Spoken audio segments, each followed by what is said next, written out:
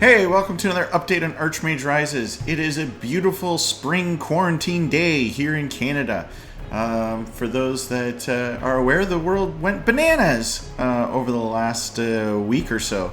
And basically everybody has to stay home, and there's no school, there's no getting together for anything. Restaurants are closed. The border is kind of closed. I had a trip that I was supposed to do this week, but that got canceled.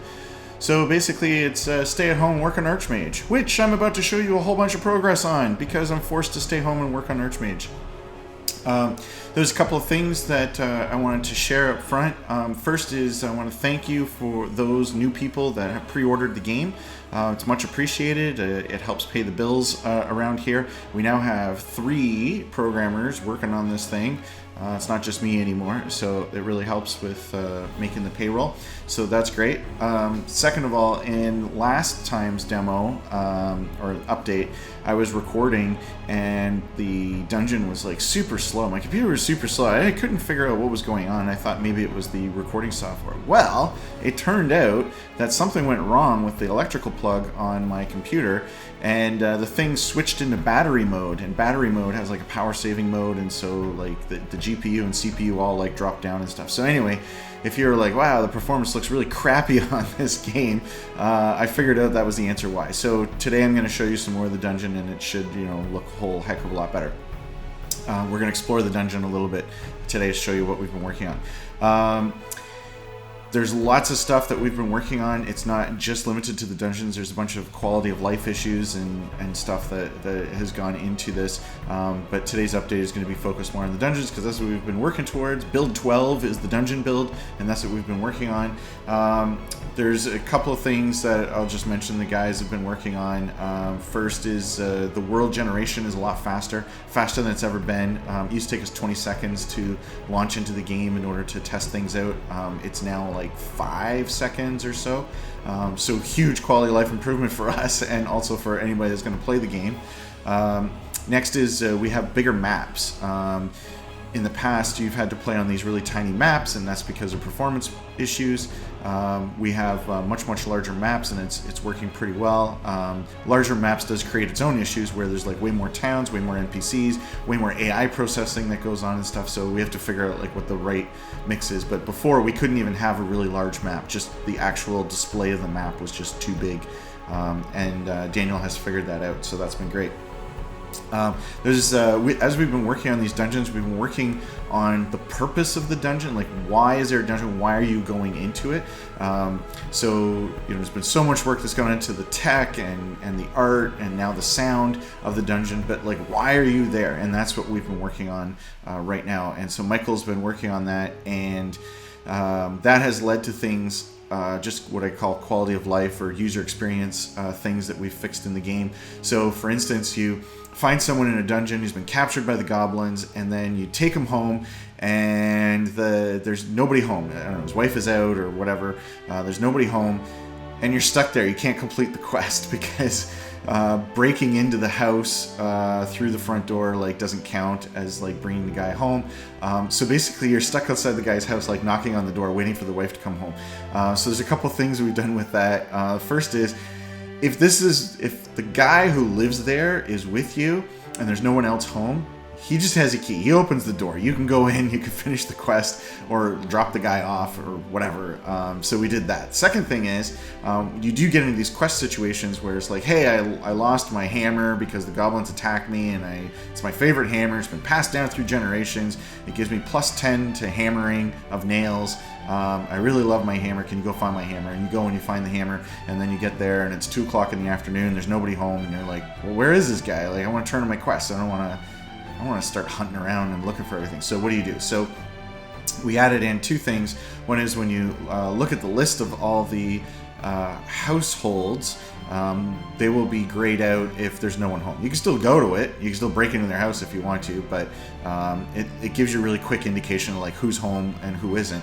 And then if you do go to the home, then we've added another button, which is just to wait until someone comes. So basically it's just, pulling out a book and start reading it, sitting out front of the guy's front door, and then somebody comes along and stuff. So that will continue until midnight, because in a systems-based game, we have to always be aware of all these crazy edge cases, and one of them is you click the button and you're like, wait until someone comes home, and it just so happens that the person was on their way home and they got captured by goblins and then they got killed, and then they never come home, and then you're stuck in this infinite time loop and you age out and you die at 85 years old waiting for someone to come home. So that didn't seem realistic. So we wait until midnight or until someone comes home, and that just makes the game a little faster, a little easier to play. So like those are the kinds of things that are going on outside of the regular kind of core dungeon build stuff. So what is the purpose of these dungeons? We have spent a bunch of time thinking about that. There's been Steam forum discussion about it many months ago. Why are we going into these things? So we've created kind of 3 basic quest types. One is just go in and kill stuff. So that is, if you're living in fear, which most of the world is right now. So if you're living in fear, you feel powerless, you're like, I just want to stick it to them. I just want to give it to those bad guys. So you're out farming, some goblins scared you, and you're like, man, I sure would feel better if you killed a bunch of goblins. So go and find 5 goblins and kill them. So if you go down into the dungeon, you can find the goblins, you can kill them, you get proof of killing them, bring it back, person gives you a quest reward. So that's the first thing, is like go kill X goblins. Kind of an extension to that, like a larger version of that, is if the mayor sees like a lot of goblin sightings, attacks on the town, that kind of thing, then the mayor is like, hey, we really got a goblin problem. Somebody needs to go do this. If only someone was brave enough and powerful enough to go and do this thing. If only a player character would come along and solve all of our problems, then go and do that. So it's basically instead of kill like 5 goblins, it's like kill all the goblins and wipe out the lair. So that's 2, I guess, quest types. It's 1 archetype, but 2 quest types that are in that. The next is, can we bring somebody home? So somebody is out in their farm field, the goblins come, they capture them, they bring them back, or spiders go, capture them, cover them in webs, bring them back, suck their blood until they are completely dry. So you can go and you can find these people, and then that's an escort quest in order to bring them home. And let me tell you, you heard it here first, our escort quests will not be boring, okay? I can't stand the escort quests that were in WoW. Those people just walk so slowly. It was unbelievable. Shadow of Mordor and Witcher 3 had much better escort quests because at least the NPC moved quickly enough that I didn't feel like, oh, come on, buddy. So anyways, when you find someone in the dungeon, they join your party. You can dialogue with them, and that was new. We had to add talking to people in dungeons, which the dungeons were never built for conversation. Maybe an oversight, but anyway, Michael had to figure out how to do that. So you talk to the person in the dungeon, they join your party, and then you escort them back home. And that creates the problem of, hey, there's nobody home, and we're just standing around outside the door. So now they can go inside and you can finish out that quest. Those are examples of the kinds of quests, like purposes for going into the dungeon. There's also finding an item. So you dropped your lucky hammer of plus 23 nail removal, and you go to where it's supposed to be on the ground.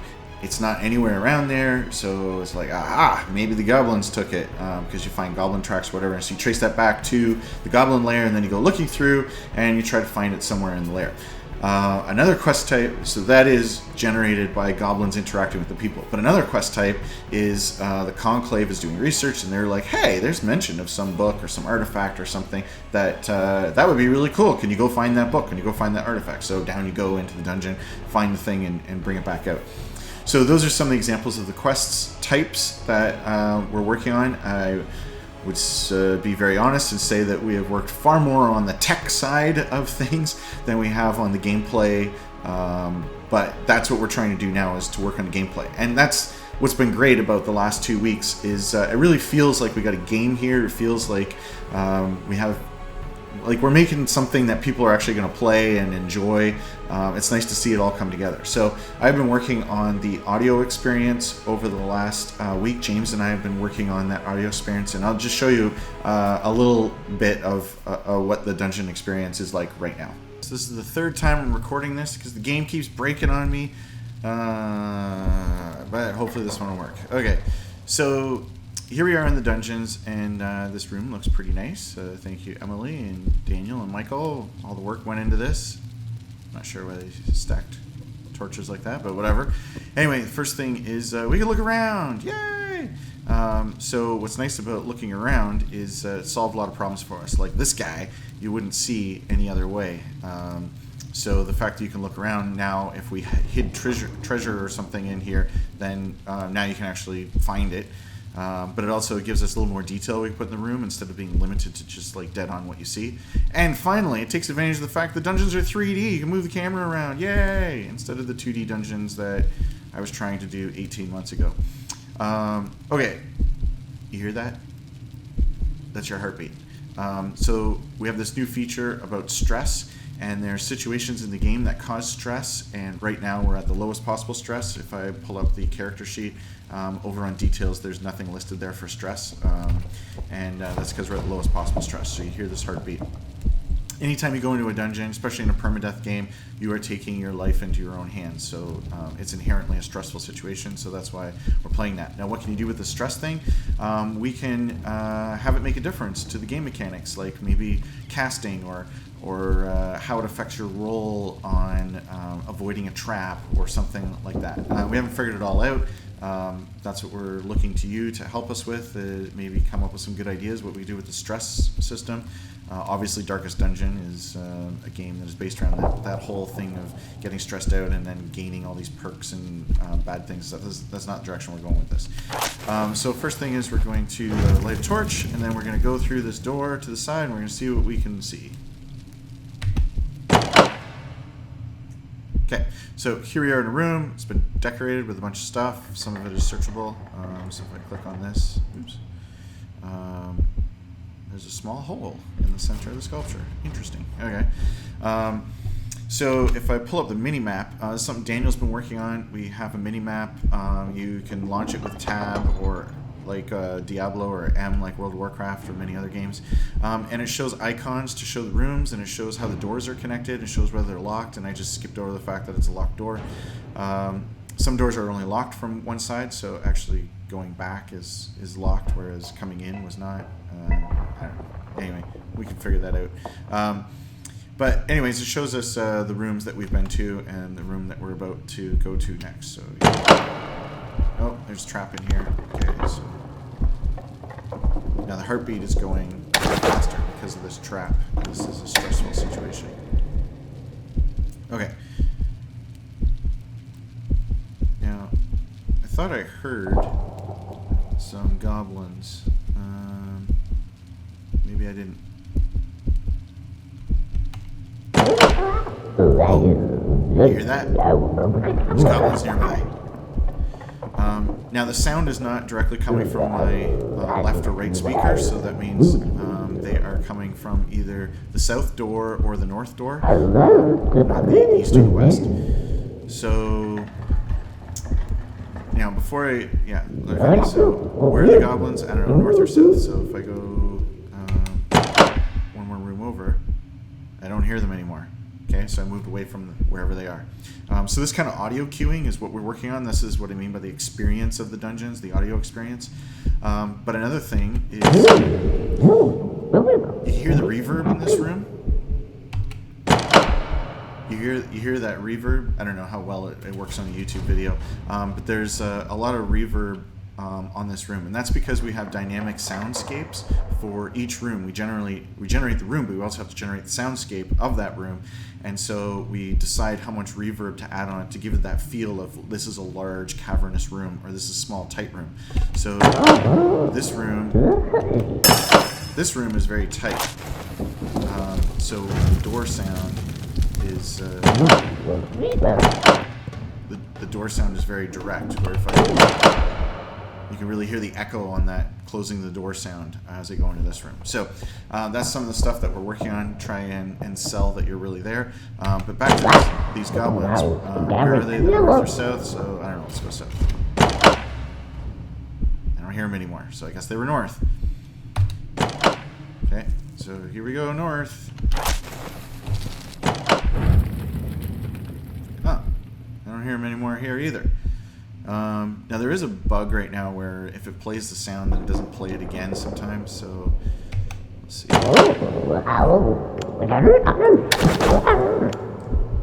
Skipping over this that hasn't been finished yet. Okay, we hear the goblins again. Okay, there. So pull up our map. We can see the rooms that we've been to, the rooms we haven't been to. So let's go north. So right here. I got a big bed right in front of my face. Okay, where are these goblins? Not here. South. Southeast. Oh man. What I can hear coming from the left. But there's a fireplace there. There it is. It's kind of neat. It's always neat when things work. Okay, where are these goblins? Now, right now, we don't have the distancing working very well, like whether they're 2 things away or 1 thing away. But if I switch out of maximize mode, I can see what the distance is to the goblin sound. So if I go down here, they're coming from the north door, and they're 2 away. So James still has some more work to do in order for that to be clear to the player. Okay, so we're going to go north, and it's either... There should be sound playing here, but there's a problem with it spawning the same sound twice, and so we're supposed to hear it even louder in this room. And let's go north. Let's see. There they are! I found them. Now it says skeletons, and that's just a mistake. It's actually going to be goblins. The sound was correct. The card was incorrect.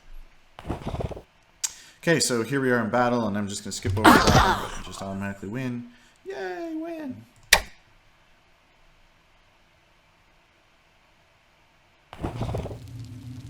And we're back. And that combat was a stressful situation, so stress has now been amped up. We can see stress is at 100%. That's a percentage supposed to be. So we're at 100%. And we found the doors going down. So this is another thing that kind of like makes sense for dungeon design, is that you would have a battle right before you're about to go down the stairs, go to the second level. The second level is going to be even tougher than the first level. So those kind of tropey things about dungeons, we've worked very hard to try to get them in and make the dungeons feel more reasonable. But that is where I'm going to stop. I'm going to leave you all wondering with anticipation what is down below. That is it for now. Like I said, we are moving into testing. So we are like very, very close to being finished the features for the build. And our plan was to begin testing the build, like gameplay experience. Is it any fun? Make sure things aren't broken, like that kind of testing. And so we plan to do that on the 18th. It's currently the 21st. Looks like we're not going to start that till Monday. I think Monday is the 23rd. So we're about, I guess, 5 days behind on that. But sometime on Monday, worst case Tuesday, we're going to start testing the build. We're going to do an internal test for a week and try to get it as polished and as good as we can.